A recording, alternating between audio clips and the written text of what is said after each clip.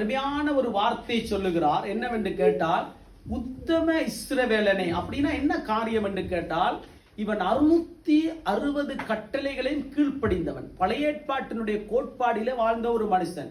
இப்ப 660 கட்டளைகளையும் கீழ்ப்படிந்தபடியால் தான் ஆண்டவர் சொல்லுகிற காரியம் என்னவென்று கேட்டால், உத்தம இஸ்ரவேலனே. அதுக்கு என்ன அர்த்தம்? பலரை பார்த்து ஆண்டவர் ஒவ்வொரு காரியங்களை சொல்லியிருந்தார். இந்த நாத்தான் வேலையை பார்த்து ஆண்டவர் சொல்லுகிறார், உத்தம இஸ்ரவேல் 660 கட்டளைகளையும் பின்பற்றினவன் மாத்திரமல்ல, அதை கடைபிடித்தவன். சாதாரண ஒரு காரியம் அல்ல. இதுதான் இந்த புதிய ஏற்பாட்டிலே ஒரு மிகப்பெரிய ஒரு அற்புதமுள்ளதான ஒரு காரியமாய் இருக்கிறது என்று வேதத்திலே நாங்கள் கண்டு கொள்ள முடியும். அப்ப எப்ப பார்க்கிறார் ஆண்டவர், அவன் அத்திமரத்தின் கீழே இருக்கும் பொழுதே ஆண்டவர் கண்டுபிடித்து விட்டார். அப்ப என்ன, ஆண்டவர் நாம எங்க இருந்தாலும் சரி, எந்த இடத்துல இருந்தாலும் சரி, பாருங்க, நாம இலங்கையில இருந்திருந்தோம்னு சொன்னா நமக்கு ரட்சிப்பு இருந்திருக்காது. அப்ப ஆண்டவர் நம்மை வேறு பிரித்து ஏதோ ஒரு ரீதியில கொண்டு